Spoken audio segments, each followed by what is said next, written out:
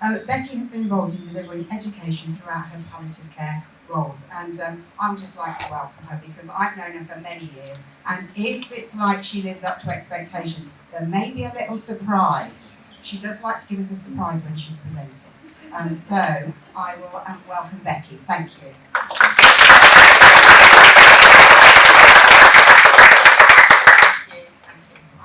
No pressure. And actually, I'm just Becky. No real title needed, just Becky. So, we've heard from the previous speakers about empowering carers. I'm going to talk about empowering professionals. So, I'm going to talk to you about a study that we've produced and developed here called Talking About Dying, Having Conversations That Count. Becky, I'm not sure whether the back can hear you. Sorry, please just give me a wave if.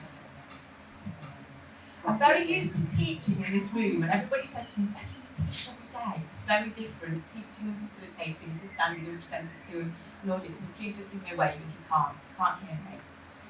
Before I talk about the study day, I just want to give you a bit of an idea of where this came from. So I started here at Loros about just over 2 years ago now, and one of the first things I did when I was here, I heard Professor Christina Ford talking about some research that she's done into just in case medications, talking to a group of clinical nurse specialists. And I think I came away from that really resonated with me, having worked in palliative care for so long. What do we call these medications? I've heard today these medications being called end-of-life medications. What are the connotations for that? And it really touched me what I was hearing about this research. And I thought, we need to share this. I think I was probably a bit like an excited puppy at the time. I'd come new into an education role. The slide that Liz showed us as a role of an educator is translating research into practice. So I ran along to Kerry, who I'm getting a bit fed up with now, so can I be part of this? I want to help translate this into practice. So of course, Kerry being host, of course, Becky, you can. I got together with Sharon, one of the practice development team here at Loros, and we developed a teaching session that we delivered to the clinical staff here at Loros. We delivered this over a 2-week period. People were saying to me, we won't get staff off the ward, we won't get clinical staff to come to a session, they can't come over here for teaching. So we said, okay, we'll take you to that. So every lunchtime for a 2-week period, we delivered a teaching session on the findings of the research. I think what became apparent to Sharon and I when we were delivering this, that actually we were talking about having conversations about the medications we were giving to patients at end of life. And what staff were saying to us, they didn't always feel equipped to have these conversations. They didn't always feel they had the communication skills. I think what was touching to me was this is staff at Loros, where they work in palliative care day in, day out, and they were saying they didn't always feel they had the skills to have these conversations. So what we did, this is some of the feedback we received from the training. So people were saying things like, it made me think about terminology and not using the term end-of-life meds. And I think I was thinking, and that's new to people. It will cut down, somebody, or a few people said this actually, they found it would cut down on calls to the coordination centre. People are often ringing the coordination centre for an explanation about preemptive medications. There's a couple of people I can see in the audience that work in the coordination centre. So actually, by having that conversation when you're giving these medicines over to people, so that people understand the drugs, what the drugs are, the medications are for, and probably more importantly, that the person is approaching the end of their life and dying, may reduce some of those calls. Very often Sharon and I were hearing this from people, we need more training around this, we need more training around communication skills and supporting us to have these conversations. So I think that aside, if we put that together with the key research messages I was hearing from the research in relation to communication skills, which were things like, this may be the first time that someone realises that their loved one's dying, so receiving these medicines might be the first time. They may perceive that somebody is dying now, whereas those of us that deal with these medicines day in, day out know that it may not be imminently, it may be weeks, a couple of months in the future.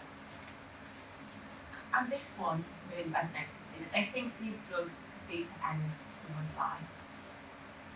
So putting the two together, staff telling us they don't feel equipped to have these conversations about these medications. The key messages from the research being that we need to do better than this. It's more than just about giving out a bag of medication. I went running back to Kerry, and looking at Kerry in front here, I said, we need to do more with this. Can we develop something that will help staff feel more equipped? So we came up with a study day called Talking About Dying, and this is really about having conversations that count.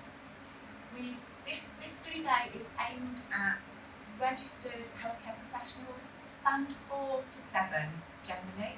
It may also be helpful for people who want just to be fresher on communication skills.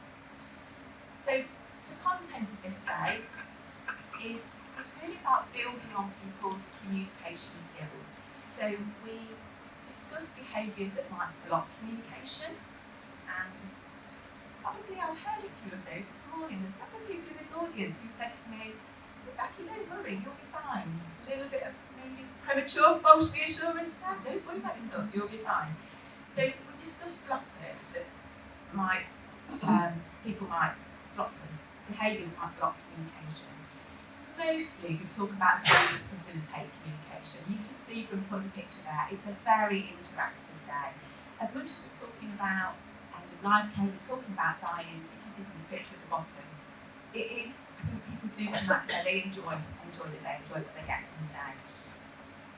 We use video clips to help us demonstrate the importance of talking about dying and not shying away from these conversations. We use something called Real Talk. I don't know if people are familiar with Real Talk. This is an education resource of video clips of real life consultations between clinicians and patients. So we use these clips to really demonstrate the use of facilitative skills, the use of some of the structures that we talk about having difficult conversations, to demonstrate it in reality. But I guess most of all, what people want when they come on that day, sometimes what people expect when they come on that day is that we can give you a script of what to say when you give somebody these end-of-life medications. And we always say it's not about having a script, it's about making this patient-centred, and every person is different. So we talk a lot about perception, and actually before you have any conversation, the important thing is that you understand what somebody's perception, what is their understanding of what's going on, what are their expectations, and I think most importantly in these conversations, what are their worries, what are their concerns. When we know that, we can tailor the conversation to that individual.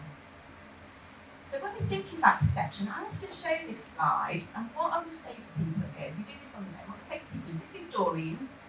Doreen's been in hospital for a couple of weeks now. The medical team have just been round, the consultant's just been round, told Doreen she can go home. What do you think Doreen's thinking? Maybe a couple of you, just give me an example. What do you think Doreen's thinking? She might be thinking, I'm healthy again, great, I can go home. Okay. Anything else she might be thinking? There's nothing they can do here. She might be thinking, there's nothing more they can do here, they're sending me home. Okay, thank you. What next? She might be thinking, What next? what next? What are the next steps? Maybe, what have I got at home? How am I going to manage at home? She might be thinking, what time am I going to get home? How long am I going to have to wait for my medication before I get home? We make assumptions all the time, don't we, about people. Unless we ask, we don't know what people are thinking. This is actually what Doreen was thinking. When can I get back to my ballet class? Am I going to be well enough when I get home to get back to my ballet class? And I think it just reiterates the patient-centred nature of what we're talking about, and actually we don't know, we can't see. So some of the feedback from the study days, we've run 4 of these study days so far, and this is some of the feedback that we've received from it. So it's given me more knowledge and more confidence when discharging patients who are at the end of life. I felt a lack of confidence evidence surrounding communication regarding dying and having difficult conversations, and this has given me many more tools that I can take back into practice. The next quote I know is from a discharge sister who said, "I will ensure patients going home with anticipatory medications know what they are, what they're for, and will not shy away from difficult conversations." And then another comment, this is a very good session for all of those who desire to improve communication with people who are dying and their relatives. I think that, I guess, being a nurse, what I really want to do through education is to still know I'm making a difference to patients. And when I hear feedback like this from a study day, Fawn has just asked me, what do I get out of these study days? And I've just said to Fawn, actually knowing that they make a difference to patients. That's what I'm passionate about. Hearing this sounds like this does make a difference to patients. So I guess it's the what now. We have more study days planned. They're advertised until the end of October. I'm not sure Sharon's in the room who delivers the study days for me, but as ever, I have something new to do on the next study day, so they're forever changing. We read our evaluations, and I want to make them a bit more interactive, want to perhaps get people having a go at having that conversation. We don't particularly like role play, but on those themes and making it interactive, I would say. We're also really keen to find out, does this make a difference in practice? Those people that left the room perceived that it would, perceived they would take it away, but actually, does it make a difference? That's really what I'd like to know.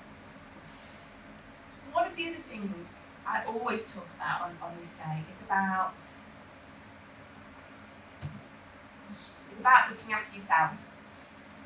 Because I think having these conversations is difficult, they are emotive, and we can't continue to do this day in, day out if we don't look after ourselves. Having worked in holistic care, I guess, for 25 years, more, I always say to people, it can be done, we can do it, but you have to get that balance right. So I just wonder whether you'll just join me in a small exercise, a relaxation exercise, before we finish for lunch, if that's okay for people. So what I'd like you to do, I'm just going to do a short relaxation with you. What I want to do is relax in your chairs, make yourself comfortable. Close your eyes. You might just want to close your eyes at the start, you might want to close your eyes all the way through. If you can, just close your eyes. Make yourselves comfortable. What I want you to do is listen to the words that are being said. So listen to what's being said, listen to the words, and relax. So listen. Welcome to Dalek Relaxation for Humans. Take a deep breath in through your nose. Now exhale through your mouth softly. Focus on slowing down your breathing into a calm rhythm. Inhale, you are becoming more and more calm. Exhale, you are feeling more and more relaxed. Inhale, calm. Exhale, relaxed. Inhale, calm. Exhale, relaxed. Inhale, calm. Exhale, relaxed. Continue to breathe slowly and calmly. The aches and stresses of daily life are floating away. Your tension has been exterminated. Exterminated! Thank you for bearing with me on that. Well done to those of you who managed to keep your eyes closed. But I hope what that demonstrates is that communication is not just about the words that we say. It's so much more than that. If you listen to the words were telling you to relax. But actually, it's more than that. Thank you for listening.